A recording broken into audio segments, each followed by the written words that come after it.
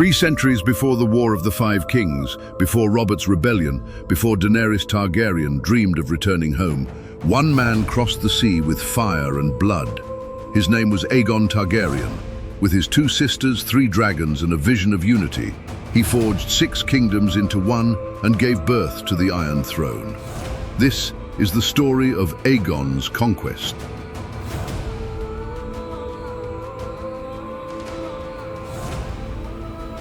When the doom of Valyria shattered the great empire of dragon lords, almost all of their proud houses were destroyed in fire and ash. But some families of Valyrian descent survived beyond the freehold. The Targaryens, who had already settled on Dragonstone, were the only house of dragon lords to endure. Alongside them, their kinsmen the Valerions on Driftmark and the Celtigars of Claw Isle carried on their Valyrian bloodlines, though they had never mastered dragons. From Dragonstone, Aegon Targaryen rose. He was a man of few words and fewer friends, but he dreamed of conquest. His closest companions were his sisters, stern Visenya and playful Rhaenys, and his loyal friend Orys Baratheon. With them were the last 3 dragons in the world, Balerion the Black Dread, Vhagar and Meraxes.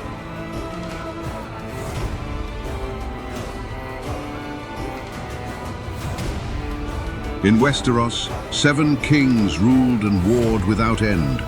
The Starks in the north, Arryns in the Vale, Hoares in the Riverlands and Iron Islands, Lannisters in the west, Gardeners in the Reach, Durrandons in the Stormlands, and the Martells in Dorne.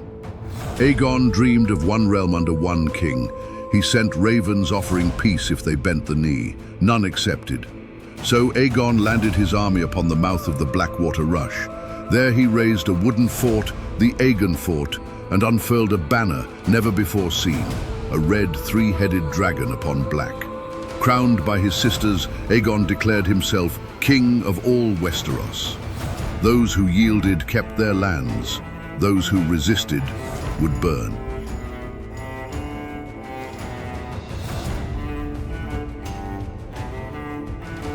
Aegon's first great enemy was Harren the Black, king of the isles and rivers. Harren had bled the Riverlands dry to build his colossal fortress, Harrenhal.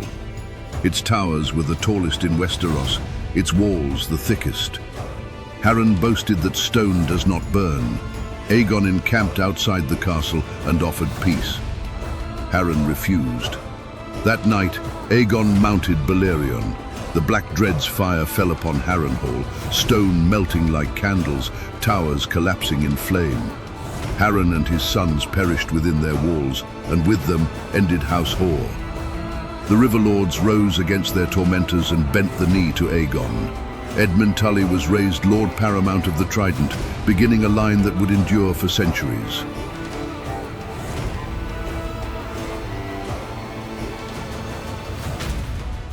In the Stormlands, proud Argilac Durrandon, called the Arrogant, gathered his strength.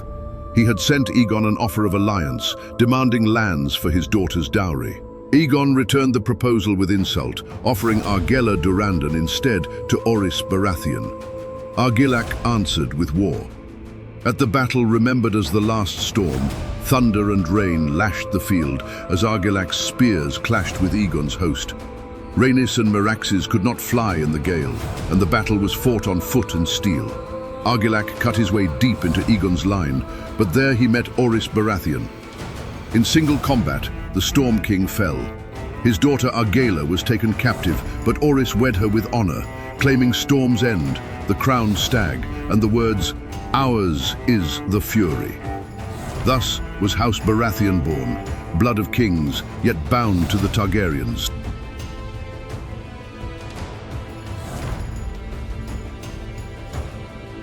To the west, 2 kings joined against the invader, Mern Gardener of the Reach and Loren Lannister of the Rock.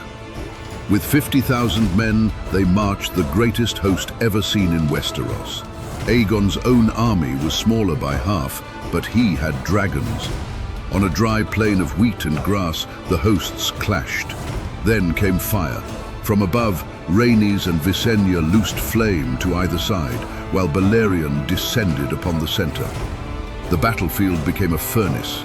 Men burned where they stood, steel melted, thousands died screaming. The battle was named the Field of Fire. King Mern and all his line were consumed, ending House Gardner. King Lawrence survived and bent the knee. Aegon raised Harlan Tyrell, steward of Highgarden, to Warden of the South.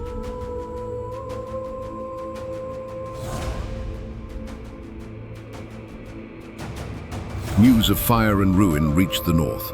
Torrhen Stark, king in the north, marched south with 30,000 men. At the Trident he saw Aegon's host, swelled with Riverlords, Stormlanders, Westerlanders, Reachmen, and 3 dragons. Torrhen's bannermen urged attack, but the king remembered Harrenhal and the Field of Fire. His bastard brother, Brandon Snow, offered to slay the dragons by stealth, but Torrhen refused to risk his people. He knelt before Aegon, laid down his crown and swore fealty. Forever after he was remembered as the King Who Knelt, a name of scorn to some, but one who saved the north from burning.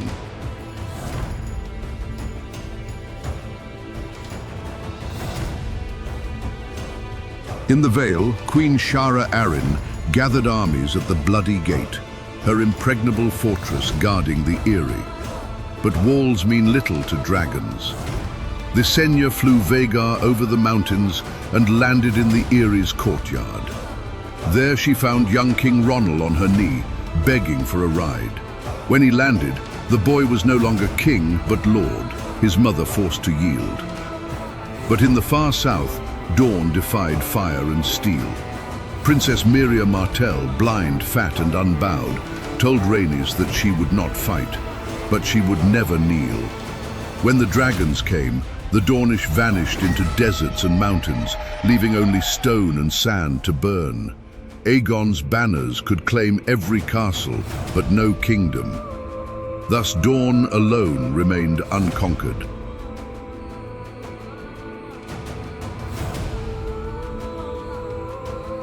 At last, Aegon turned to Old Town, seat of the Faith of the Seven. The High Septon prayed for 7 days and 7 nights before declaring Aegon the rightful king. With sacred oils he anointed him, with 7 titles he crowned him: King of the Andals, the Rhoynar, and the First Men, Lord of the 7 Kingdoms, Protector of the Realm. From the Aegon Fort rose a new city, King's Landing. From the swords of his enemies, Aegon forged the Iron Throne, jagged, twisted steel upon which kings would rule for centuries. Thus did Aegon the Conqueror unite 6 of the 7 kingdoms, leaving only Dorne unconquered. His conquest was born in fire and blood, but his reign brought peace and unity to a land long torn by war.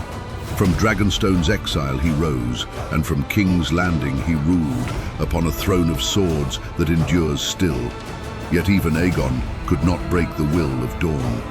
The Martells remained unbowed, unbent, unbroken, resisting every dragon flame. It would take more than a century before Dorne entered the realm, not through conquest, but through diplomacy and marriage. By then, the Iron Throne ruled all of Westeros, a legacy born in dragonfire, but tempered at last by union.